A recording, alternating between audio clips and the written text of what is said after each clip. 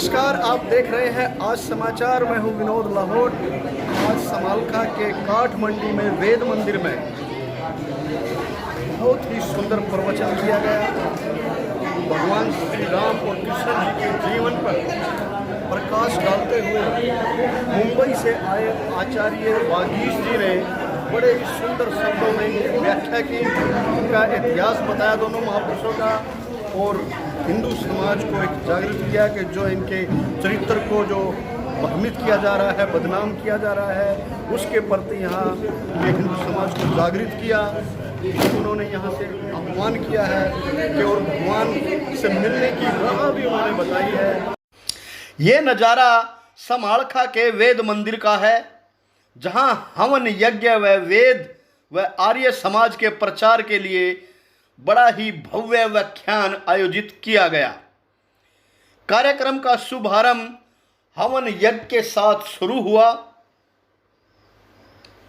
प्रभु मिलन की राह विषय पर आयोजित बहुत ही प्रेरणादायक व्याख्यान करते हुए मुंबई निवासी प्रमुख वेद प्रचारक आचार्य वागीश जी ने हिंदू धर्म में फैली कुरीतियों पर कटाक्ष किया और हिंदुओं की आस्था के प्रतीक भगवान राम व श्री कृष्ण के चरित्र को लेकर फैलाई जा रही भ्रांतियों से सावधान किया।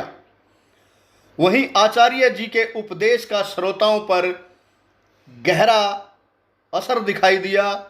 पानीपत से आए कई श्रोताओं ने टीवी पर दिखाए जा रहे श्री कृष्ण के सीरियलों में उनके चरित्र हनन पर आपत्ति जताई। इस धरती पर सबसे पुरानी, सबसे पहली सभ्यता है। नाम बिगड़कर हिंदू हो गया, इसका प्राचीन नाम आर्य या वैदिक है। सनातन धर्म समय के साथ साथ जैसे गंगा उतरती है तो गंगोत्री में निर्मल होती है, लेकिन फिर धीरे धीरे उसमें बहुत सारी चीज़ें मिलती जाती हैं। तो आज हिंदू समाज की ऐसी दशा है कि उसमें बहुत सारे पाखंड, अंधविश्वास और कुरीतियाँ, गलत रीति रिवाज जुड़ गए और उनको धर्म समझा जाने लगा। हमारे जो महान नायक हैं भगवान श्री कृष्ण और भगवान श्री राम, उनके भी जीवन को न समझकर और उनके जीवन के साथ तरह तरह की कल्पित कहानियाँ जोड़ कर सारा जो कथानक है वो भ्रष्ट कर दिया है। तो मेरा आज जो मैंने वक्तव्य दिया उसमें मुख्य संदेश तो ये था कि उनके जीवन में कुछ भी उन्होंने गलत नहीं किया और जो भी भ्रम फैलाए गए हैं वो वास्तव में उन ग्रंथों में है ही नहीं। वहाँ लिखा ही नहीं है कि सीता को छोड़ दिया था उन्होंने धोबी के कहने से या शंभू की हत्या कर दी थी। ये सब चीज़ें नहीं है। ये तो हर साल रामलीला दिखाते हैं, सब वो करते रहते हैं। रावण को मारा इसलिए सीता का अपहरण कर लिया, ऐसा नहीं है। विचारधाराओं का संघर्ष है। शंभु ऋषि का वध की भी कथा तो ये सारी कहानियां हैं, झूठी हैं, कल्पित हैं और मूल जो ग्रंथ हैं उनको कोई उठाकर देखने की तकलीफ नहीं करता। और हिंदू धर्मगुरु भी उन्हीं कथाओं को फिर वही बोलते जाते हैं। द्रौपदी के बारे में आपके और कितनी नासमझी की बात है कि अगर अनजाने में किसी ने कह दिया, माँ ने ये कह दिया कुंती ने कि माँ हम क्या लाए देखो, तो उन्होंने कह दिया कि जो है लाए हो आपस में बांट लो। तो बाद में पता चलने पर कि एक स्त्री है, आप कैसे बंटवारा कर सकते हो? कोई खीरा ककड़ी है, काट दोगे 5 हिस्सों में। वहाँ लिखा हुआ है साफ कि जब अर्जुन ने स्वयंवर जीता तो उनको विवाह के लिए अनुरोध किया द्रौपदी के पिता ने, तो उन्होंने अपनी फिर आइडेंटिटी खोली, क्योंकि वनवास में उन दोनों जुए में हारने के बाद वो वन घूम रहे थे। तो उन्होंने कहा कि हम लोग पांडव हैं, अभी मेरे बड़े भाई का विवाह नहीं हुआ है, मैं कैसे विवाह कर लूँ?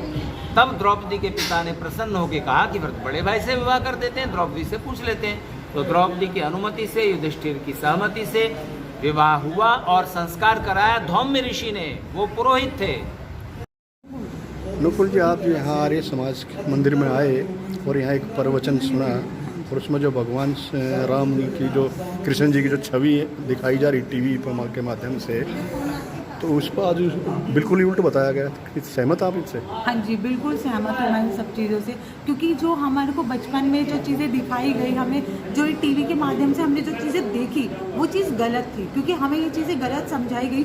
हमारी पीढ़ी दर पीढ़ी हमें ये चीज़ हमें अब समझ आ रही है कि हमारे फ्यूचर के लिए, हमारे आगे वाले फ्यूचर के लिए, आगे बच्चों के लिए ये चीज़ बहुत ज़रूरी है कि उन्हें गलत चीज़ें ना सिखाएं। हम इसलिए ये आर्य समाज से जुड़े हैं क्योंकि मैं भी अभी थोड़े टाइम पहले ही जुड़ी हूँ, मुझे भी 3 हफ्ते ही हुए हैं। मैं ये चीज़ें देख के, कृष्ण भगवान जी का रूप देख के और ये श्री राम जी का ये अलग ही वो देखे, क्योंकि टीवी में और इन सब चीज़ों से इतना भटक चुके थे और हमने वही छवि बना ली थी, हमने वही चीज़ बना ली थी अपने माइंड में भी, अपने दिमाग में। हमने ये सब कुछ वही चीज़ें कि हाँ कृष्ण भगवान जी माखन चुराते हैं, ये करते हैं, वो करते हैं, ये सब कुछ हमने यही दिमाग में बिठा लिया था, पर ऐसा नहीं है। क्योंकि पानीपत से पहले तो मैं बाबूजी ईश्वर आर्य जी का आभारी हूँ कि वो मेरे को यहाँ पर लेके आए और मेरी भी आँख यहाँ पे आगे खुली। और मैं एक बात और बताना चाहता हूँ कि जैसे आपने ये टीवी पे जो सीरियल आते हैं श्री कृष्ण के नाम से, उसमें जो वो गोपियों के वस्त्र वगैरह वो ले जाते थे, वो हमारे समाज को एक अलग राह पे, वो उनकी राह से भटकाने के लिए उनको दिखाया है। हाँ,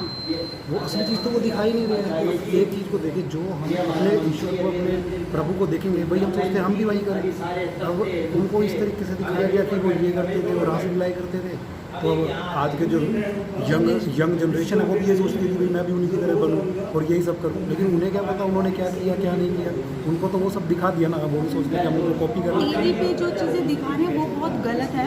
मैं अभी ये कहूँगी क्योंकि आप ये सब चीज़ें ना देखें, महाभारत पढ़ें, उसको पढ़ने से जो आपको शिक्षा मिलेगी शायद वो टीवी से या किसी और चीज़ से नहीं मिलेगी, क्योंकि टीवी में हर चीज़ बहुत ही गलत तरीके से दिखाई गई हुई है। सुषमा जी कहाँ से आया? पानीपत से। तो आज का व्याख्यान आपको कैसा लगा? व्याख्यान मैंने आचार्य क्या जी सीख को मिली है? कई बार सुना, जैसे तो हर बार लगता था कि ये सबसे बढ़िया व्याख्यान है इनका, पर आज का व्याख्यान सुपर, मतलब श्री कृष्ण जी का जो वास्तविक चरित्र, जो मतलब जिस पे हम सब प्राउड फील कर सके, वो चरित्र इन्होंने बताया। क्योंकि जो चरित्र हम आज तक देखते सुनते करते आए, उस पर हमें लगता है कि ऐसा क्या कारण है कि श्री कृष्ण जी रामचंद्र जी को हम इतने टाइम से याद कर रहे हैं, उनका नाम मतलब इतने हजारों वर्षों से चल रहा है, पर जो उनकी खासियत हमें दिखाई जाती है वो तो नहीं हो सकती कि भाई जिसे हम उन्हें याद करें। वो तो आम मतलब चरित्र होता है सबका, पर जो वास्तविक चरित्र है वो आर्य समाज में आके पता चला कि वास्तविक चरित्र क्या है, तो उस पर हम प्राउड भी फील कर सकते हैं और उससे प्रेरणा लेके हम अपने राष्ट्र की, धर्म की, देश की रक्षा कर सकते हैं। जी आज का व्याख्यान जो रहा है कैसा रहा है? बहुत बढ़िया व्याख्यान था और मैंने पहली बार ऐसा सुना है डॉक्टर वागीश आर्य जी ने इस सभ्यता को, हमारी जो भारतीय संस्कृति और सभ्यता के जो हमारे महापुरुष हैं, उनके जीवन का वास्तविक चित्रण जो हमारे सामने रखा है। जो विभिन्न प्रकार की जो भ्रांतियाँ फैलाई गई हैं समाज में कि हमारे जो महापुरुष हैं वो चोर थे या लुटेरे थे या माखन चोर थे या वो स्त्रियों के वस्त्र चुराते थे, ये सब मिथ्या और झूठ है। ऐसा बिल्कुल नहीं था। और ये मैं अपने जो भारत के या भारत से बाहर रहने वाले जो हमारे भाई हैं उनसे निवेदन करता हूं कि हमारे महापुरुषों का जो जीवन चरित्र है उसको गलत नहीं परोसा जाए। अगर हम उस चरित्र को गलत परोसेंगे तो हमारी आने वाली पीढ़ियां जो है वो उस गलत जो चरित्र है उसी पर अनुसरण करेंगी, क्योंकि उनके अनुसरण से ही संसार आगे चलता है। समालखा पाइट कॉलेज के संस्थापक एवं प्रमुख गौ सेवक हरिओम तायल की अध्यक्षता में आयोजित इस भव्य कार्यक्रम में बतौर मुख्य अतिथि समालखा नगर पालिका के चेयरमैन अशोक कुच्छल पहुंचे। कार्यक्रम में समाज सेवी सत्यवीर गुप्ता, राजीव गुप्ता सहित कई गणमान्य लोगों को सम्मानित भी किया गया। इससे पहले भजन उपदेशिका सहारनपुर निवासी संगीता आर्या ने बहुत ही मधुर आवाज में वाल्मीकि रामायण के कई प्रसंगों पर आधारित भजनों से श्रोताओं को मंत्र मुग्ध किया। उन्होंने कहा कि हमें भगवान श्री राम व कृष्ण का चित्रण नहीं बल्कि उनके चरित्र पर ध्यान देना चाहिए। वहीं इसी कार्यक्रम में पाइट कॉलेज की सैकड़ों छात्र छात्राएं भी शामिल हुए। पाइट कॉलेज के संस्थापक हरिओम तायल ने ऐसे सुंदर वेद प्रचार के कार्यक्रम को अपने कॉलेज में भी आयोजित करने की बात कही है। राम तो घरों से पैदा नहीं हुए साहब, पर मंदिर बनाए जा रहे हैं। आर्य समाज मंदिरों का विरोध नहीं करता, पर आर्य समाज कहता है उस राम की पूजा यदि करना चाहते हो, सुनो ध्यान से, राम की पूजा यदि करना चाहते हो तो राम के चित्र की नहीं, वो के चरित्र की पूजा करनी चाहिए। हाँ, उससे मंत्रों को बहुत गहरा असर हुआ है और ऐसे ऐसे व्याख्यान अगर सुनने को हमारे युवा पीढ़ी को मिलते रहे तो निश्चित रूप से एक बहुत बड़ी क्रांति आ सकती है। और इसके अंदर इतनी, जैसे आज वर्गीय जी ने बताई है, वो ये सारी चीज़ें हम उन बच्चों को बताना चाहते हैं, क्योंकि हमारी युवा पीढ़ी ही आगे हमारा देश का नेतृत्व करेगी और उसी से ही हमारा देश जो है और आगे बढ़ेगा। तो ये हमारा प्रयास है और हमें जो प्रेरणा जो मिली है, इससे हम और ज़्यादा बढ़ करके जो है वो काम कर पाएंगे, ऐसा मैं उम्मीद करता हूँ। भगवान इसके लिए हमें सामर्थ्य दे और शक्ति दे और ऐसे महान भावों का बार बार हमें मिलता रहे, सामर्थ्य मिलता रहे, तभी ये संभव हो सकेगा। बहुत बहुत धन्यवाद आपका। जो ये आज प्रवचन सभी ने सुना है, आंखें खोलने वाली हैं। जो समाज में मिथ्याएं हैं, जो हमारे महापुरुषों के बारे में जो मिथ्याएं हैं, उनका मतलब जिस तरह से बताया आपने सभी ने सुना है। तो राधा जी के बारे में बताया, राम का खाली इतना मिशन नहीं था कि वो सीता जी कर लेगी। वो ऋषियों को तंग कर रखा था, तो दशरथ जी से उन्होंने राम और लक्ष्मण को मांगा था। तो इस तरह की बातें हैं जो हमारी अब जो पीढ़ी है इनको पता ही नहीं। जो भी इतना इन्होंने हमारे को आंखें खोलने वाली बातें बताई। और मैं तो पहली बार अपने जीवन में देखा 1.5 घंटा एक छोटी जगह पे, आपने भी खुद देखा है, आज इस तरह से दर्शित होकर मतलब सभी ने ध्यानपूर्वक सुना। इस भव्य कार्यक्रम का मंच संचालन आचार्य आनंद जी ने बड़े ही सुंदर ढंग से किया।